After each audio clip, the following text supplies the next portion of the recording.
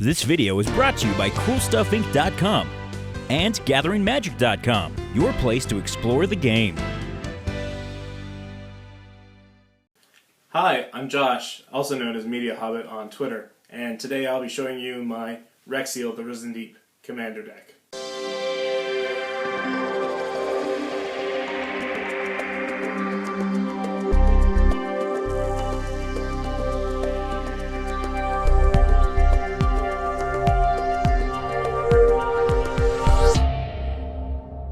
Alright, so to begin, Wrexial the Risen Deep, he is a blue and black Kraken creature. He has Island Walk and Swamp Walk, which means while attacking, he cannot be blocked by people controlling an island or a swamp. And he's a 5/8. He has a pretty cool ability. Whenever he deals damage to a player, you can cast an instant or sorcery card from their graveyard without paying its mana cost. And then it becomes exiled after you play it. So I tried to go with a theme here. It's kind of tribal, kind of not. It plays around a certain enchantment, which you'll see later. But let's just get started. So Wrexial costs 6, 3 colorless, 2 black, and 2 blue, and he is a 5/8 creature. And he's from the plane of Zendikar. So, of course, I have to play Zendikar base lands. So we have, let's see, 1, 2, 3, 4, 5, 6, 7, 8, 9, 10, 11, 12, 13, 14, 15, 16 islands, basic islands, as well as 2, 3, 4, 5, 6, 7, 8, 9, 10, 11, 12 basic swamps. And we're playing Urborg to give Wrexial Swamp Walk, Dark Depths to get Merit Lage, which is a 2020 legendary creature avatar that is indestructible. And it's playing the Vesuva in here as well, and the Vebar Hexmage combo, just because. Academy Ruins, we're playing lots of ramp in this deck because of the large size creatures. So this is really good to get artifacts back if they get blown up. Command Tower, staple in any multicolored deck. Sunken Ruins, it's in our general colors. Watery Grave, Drowned Catacomb, Creeping Tar Pit, also a great manland. Cabal Coffers, give us lots of black. Buried Ruin, gets us an artifact back. Reliquary Tower, if you're playing blue, you need to have a big hand if you're drawing lots of cards. Tolaria West, lets you tutor up for any land you want. Petrified Field, returns target land from your graveyard to your hand. And that's it for land. Next up is the artifacts. So Howling Mine, we're going to do lots of card draw. Talisman of Dominance, giving us access to blue and black. Dimir Keyrune, just another man artifact, or woman artifact, and it produces blue or black. Darksteel Ingot, more ramp. Expedition Map, searches up any of your lands in the deck. Gilded Lotus, adds 3 to our mana pool. Armillary Sphere, just kind of a staple in every commander deck I play, just because sometimes you have a hard time getting your mana fixing, so it's in there for your mana fixing. Cage Sun, I'd be choosing blue in this deck, so creatures of chosen type get +1/+1, and whenever you tap this artifact, any land of the chosen color, you get double, so that's great.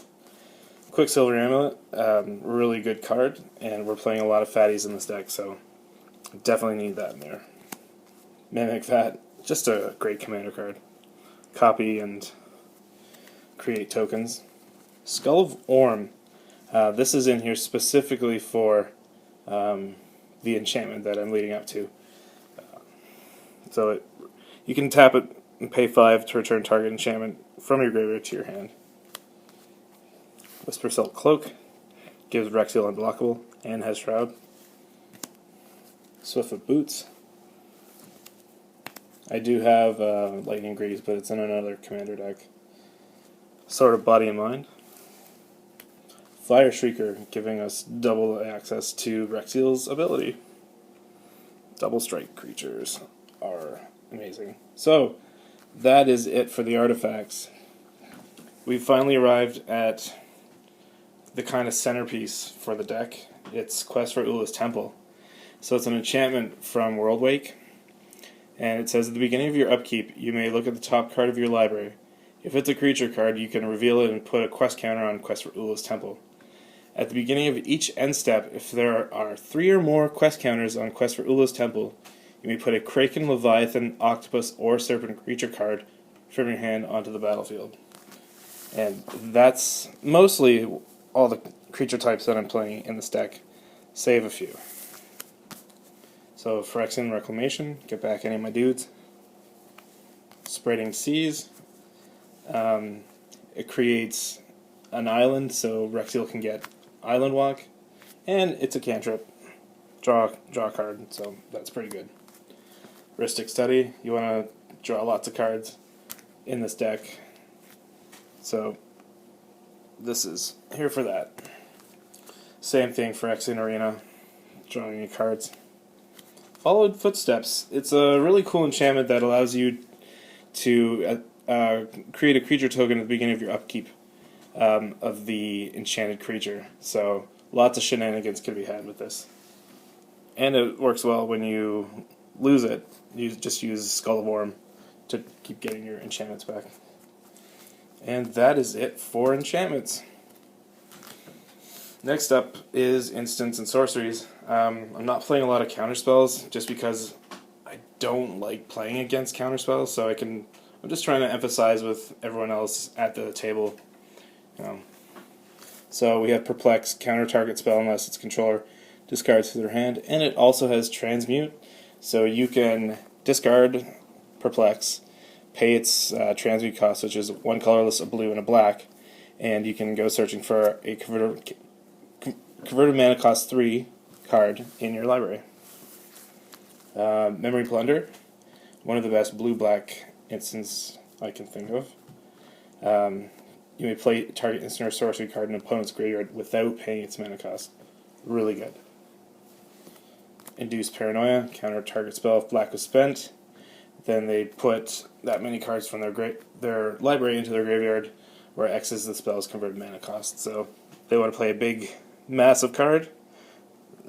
This will mill them for quite a bit. Tried to avoid mill with this deck, but there are a few cards that do mill. So Spinal Embrace, that's our next instant. It costs 3 colorless, 2 blue, and a black, and you can only cast it during combat. So you can tap a creature you don't control, and you gain control of it. It gets haste, and you have to sacrifice it at the beginning of the next end step. And then you gain life equal to its toughness. So pretty cool combat trick there. Profane Command, really versatile sorcery. Give your creatures Intimidate, lose life, and give creatures -X/-X. Really versatile. Mind Grind, it mills so many land. It could get wacky with Cabal Coffers. And it creates a lot of targets for Wrexial with his instant or sorcery ability. Whelming Wave, basically I get to keep all my creatures and everyone else has to return them to their hand. Their creatures. Whispering Madness, just to fill up the yard with lots of goodies. Living Death, each player exiles all creatures from their graveyards, sacrifices all creatures they control, and put all the cards he or she exiled this way onto the battlefield. A really good reanimation spell. Extract from Darkness. This is one of the cooler cards I saw in Conspiracy. So I really wanted to put it in the Wrexial themed deck because there's a bit of reanimation, a bit of mill, and it's just filling up their graveyard yet again. Beacon of Unrest. Get a artifact or a creature from anyone's graveyard, and then you get to use it again because it goes back in your library. And I believe this is the last sorcery. It's in Garruk's Wake. Destroy all creatures you don't control and all planeswalkers you don't control. This is better than Plague Wind because it hits planeswalkers as well.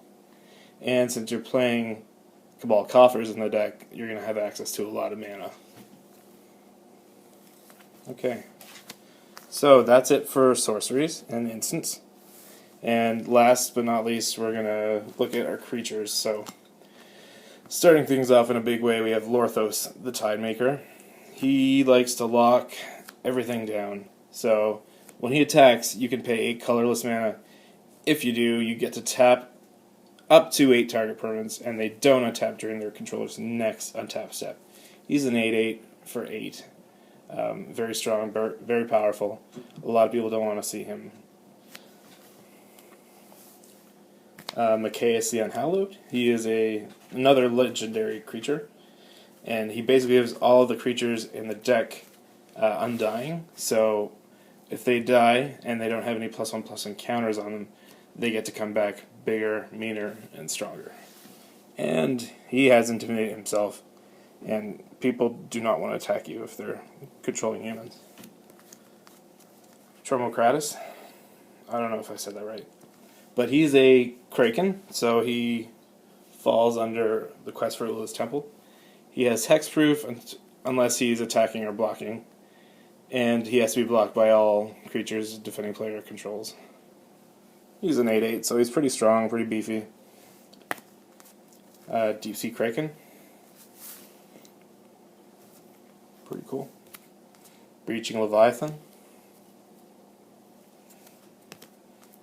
Grozoth. He's another Leviathan. Tidal Kraken. It says he's a monster, but he's a Kraken, come on. He's a 6/6 and unblockable. Cataract Leviathan. So when he comes into play, return all other non-land permanents to their owner's hand. And that can hurt a lot if you have to discard after playing him. Stormtide Leviathan. He's an all-star in the deck. He costs 8, and he's also an 8/8, but he's very strong ability in, he has Island Walk, so all lands are islands in addition to their other types, and creatures with flying or Island Walk can't attack, so he's basically going to shut down the game once he comes out, unless you're playing a lot of Island Walk creatures. But, I don't know. He's pretty strong, and he's a Leviathan, so he interacts well with Quest for Ula's Temple. Colossal Whale. He unfortunately does not work with Quest for Ula's Temple, but his ability is pretty strong, so whenever he attacks, you may exile a target creature defending player controls until Colossal Whale leaves the battlefield. So, he's not very strong for a 7-drop, but he's a whale. And he has Island Walk. Whales are cool, man. Scourge of Fleets. He is a Kraken.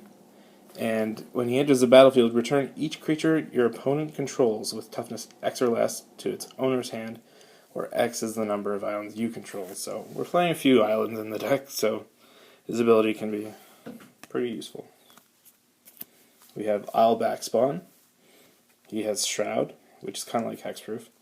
And he gets +4/+8 as long as the library has 20 or fewer cards in it.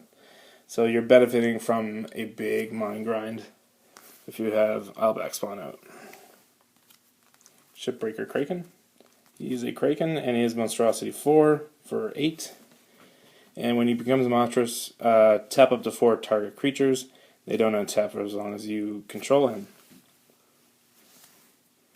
There's a few non-sea creatures coming up. We have Consuming Aberration, who is just really strong, especially in multiplayer. Storm Surge Kraken. He's from the new Commander 2014 set. I haven't played with any of these new cards yet, so it looks pretty good. He's a 5/5 for 5, hexproof, and he has the Lieutenant ability, which is from the new Commander set, which allows him to get +2/+2 as long as you control your commander. Whenever he becomes blocked, you may draw 2 cards. So a little bit of card advantage. Really good card. It looks very promising. Haven-Gold Lich. We've got a lot of access to mana with all the mana rocks and Cabal Coffers, so casting a creature from your graveyard shouldn't be a problem for the Lich. River Kelpie. He is a beast. He's a 3/3 for 5, and whenever he or another permanent is put into play from a graveyard, you get to draw a card. And whenever a spell is played from a graveyard, you draw a card. So he interacts well with Wrexial, as Wrexial gets to play instants and sorceries from the graveyard. And he has Persist, so when he's put into a graveyard from play, if it had no -1/-1 counters on it, you get to return it with a -1/-1 counter on him. So he become a 2/2 when he comes back. Nemesis of Reason. He's a Leviathan horror. He's not very strong, but he has a good defense with 7 toughness. And so when he attacks, the defending player puts the top 10 cards of their library into their graveyard. So he is a mill creature, but he's filling up the graveyard yet again for Wrexial. And he only costs 5, which is pretty decent for milling 10 every time. Dreamwinder. He is a serpent. And he can attack unless defending player controls an island. So you sacrifice an island, target lands become an island until the end of turn, which also turns on Island Walk for a bunch of your creatures. He's a 4/3 for 4, so that's pretty well costed, I think. Solemn Simulacrum. He's a little bit of ramp and a little bit of card draw. We have Cryptcast for a little bit of mana doubling and the Extort ability as well. And we have Phyrexian Metamorph, so he can copy any of your artifacts or creatures, as well as your opponents. So he's very, very useful, especially early game, because you can pay 2 life for the Phyrexian mana if you're only at 3. Really useful card. We also have Burnished Heart, which gives us access to couple lands. We also have Jerubai Merklurker. So he's really good in blue-black because you can give your big beefy creatures lifelink until end of turn. And he can be a 2/4 if you control a swamp. And last but not least, Vampire Hexmage, best friends with Dark Depths and Merit Lage. Thanks for watching CMDR Decks. Please subscribe and favorite.